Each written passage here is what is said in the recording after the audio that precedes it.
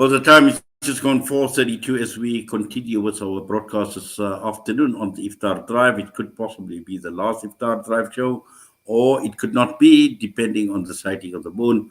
But Alhamdulillah, we continue with the show. And before we get to our next guest, just to remind you about Emergivec Sharia, South Africa's first and only fully Sharia compliant family medical takaful and wellness product. Wishes all listeners Ramadan Kareem. Download the Emergivec app today and get free immediate access to the Emergivec Sharia collection of du'as, ahadith, Quran, and much, much more. Well, we're going across now to Al-Quds, and we're joined by none other than our very own Appa Mariam Mia, and she is out in Al-Quds in Jerusalem, and to provide us with an insight of what her visit meant to her at Masjid Al-Aqsa and ahead of Eid Al-Fitr, which I believe is taking place tomorrow. Appa Mariam Mia, Assalamu alaikum wa rahmatullahi wa barakatuh. Welcome, and I see you've got company alongside you, mashallah.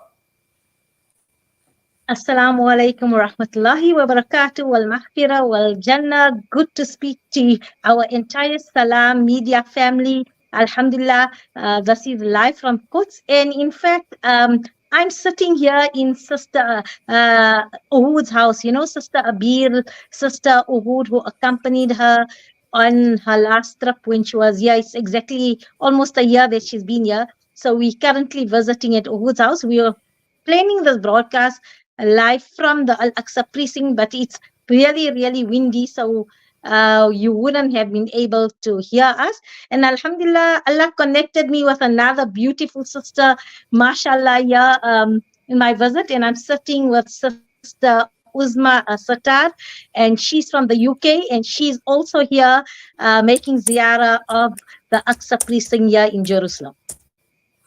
Assalamu alaikum, Salaamedia. Brother Inayat, can you hear us? Wa alaikum salam wa rahmatullahi wa barakatuh. Yes, in fact, Jazakallah for joining us.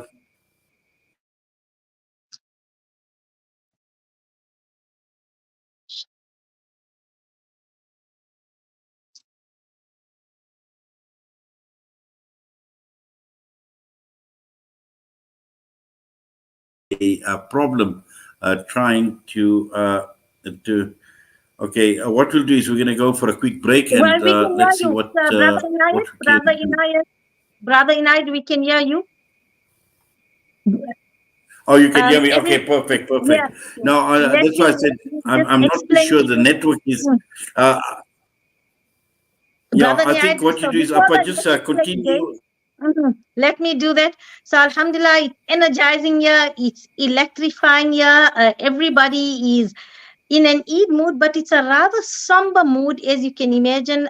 Both Sister Uhud and Abir had explained to us, normally on the various shopping areas outside the gates, for example, at the Cotton Gate, normally it would have be decorated in a very festive mood with lights, and everybody will be in a very happy spirit. But because of the Shuhada of Gaza, everybody is in mourning here. So Alhamdulillah, shops have been allowed to open since Ramadan, so at least the income is resuming in terms of shops being able to trade as well. But it's a very, very somber Masjid Aqsa. Everybody is in fervent du'as, praying for the entire Palestine, for the people here. So it's although it's beautiful to be here, spiritually energizing, but a rather somber atmosphere in Masjid Aqsa in its precinct. I'll hand you over to my friend here, Sister Uzma, who's going to just give you reflections on her feelings here. Yeah, and also I think it's also worth saying that having spoken to Sister Uhud and Sister Abir as well, we've noticed, although it felt, I mean, for us, it felt very, very busy. You know, it felt that there was a lot of people, but, you know, we've been told that actually it's only half full and less than half full. And the Imam also said, I think on Al Jazeera as well, that actually majority of the West Bank Palestinians have not been allowed to come.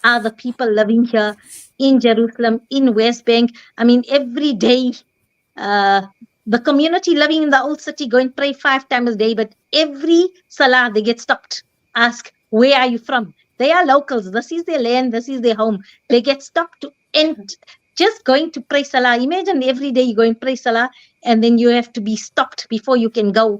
And at the behest of some young, ignorant foreigner that comes here, tells you no, you can't be, you can't, because they feel like it.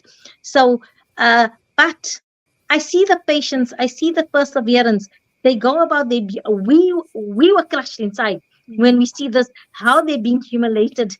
And we met another sister who loves here, Ahmed, and she said, just smile and move on.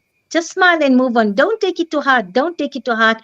And amazing the quality of the people living in Jerusalem here. Really, they're amazing. There's so much to learn from them. They get humiliated in every injuncture here, but yet they persevere.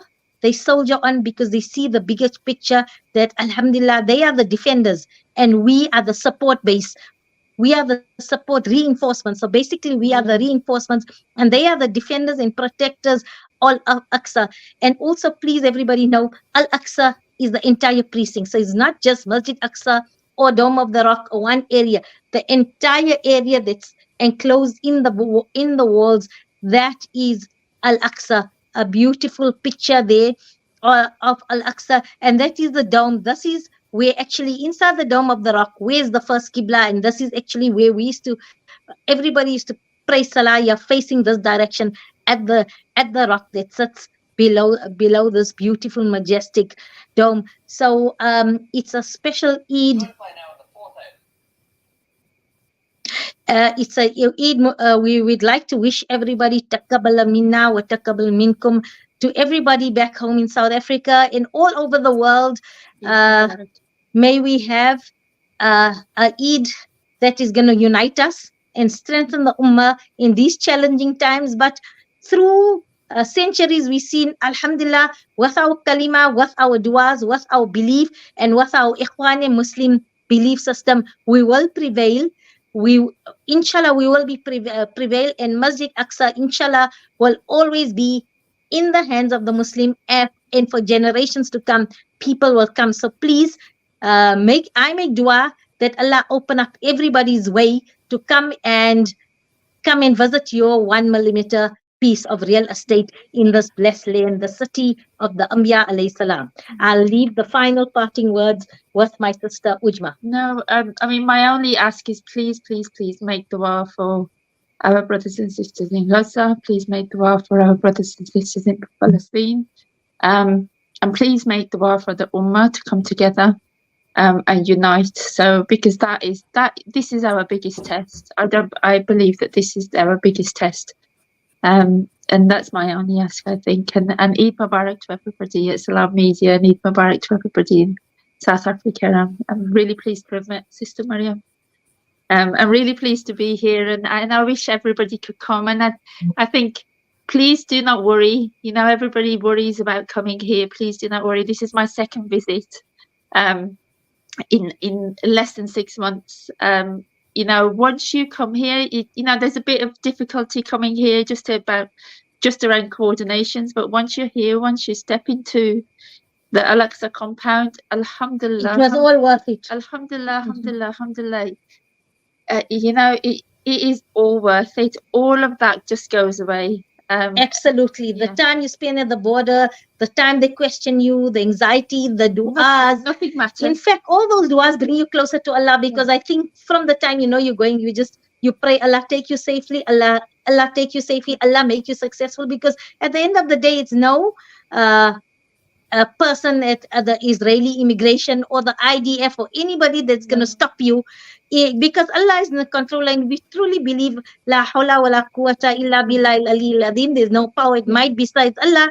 Then we make dua that Allah will accept your dua and turn the dua into a reality, and that's what it is. And I think all the dua we make when we go to the border actually draws us closer to Allah and strengthens our iman in terms of He alone do we worship, and He alone do we ask for help. So it just strengthens and reaffirms that belief system. So even getting there, the trial and test to get there is actually strengthening our iman and our connection with Allah, to say, Ya Allah, everything is in your hands, in your control. So if this is your will and it's in our nasib to come and it's meant to be, we will come. So please, whoever wants to come, yes, it's a challenging journey, but alhamdulillah, you reconnect. And when you come here, you understand the value of shukr to Allah, because you come here and you're full of tears and you say, Ya Allah, you made it possible. I'm here. We on this land here. You've given us this opportunity to visit your first Qibla, the place of Anbiya alayhi salam. We're walking. When you come here, you walk in the footsteps of the prophets and you emulate what they do. So jazakallah to everybody. We're thinking of you, and inshallah tonight, on the night of Eid, is a night of prize giving, of a night of dua as well. So keep me in your dua. I will make dua that Allah invite the entire ummah to Masjid Aqsa to experience it. And even if you came, Allah open it that you come time and time again. It always will remain on the top of your bucket list. It will never be scratched off, inshallah. And with that, it's over to you, brother Inayat, to the studio, and inshallah we will meet the entire team and our entire Salaamedia family upon my return. Assalamu alaikum wa rahmatullahi wa barakatuh. Wa alaikum salam wa rahmatullahi wa barakatuh. Apa Mariam Mia, alhamdulillah, jazakallah khairan so much for conducting that interview out of Al-Quds this afternoon. And it is the Eve, it is the night before Eid, alhamdulillah, inshallah. And Eid Mubarak to everyone, inshallah. And we know it's going to be a wonderful experience for Apa Mariam Mia and also all the others who are out at Masjid Al-Aqsa, alhamdulillah, in solidarity with our brothers and sisters in Palestine, in Al-Quds. But again, it's difficult times for the people of Palestine. It is put somewhat of a damper in terms of what is happening. We know with all the atrocities that have been carried on, and also in Gaza as well. We shudder to think the type of Eid the people in Gaza will be having. So let us bear all of that in mind. We're going to go for an air break. We still will be talking about Eidgahs as well on our return. But for now, we're going to go for an air break. Thereafter, we're going to go for the Asr Azan break. So we're going off for Asr Salah. We'll be back just after 5.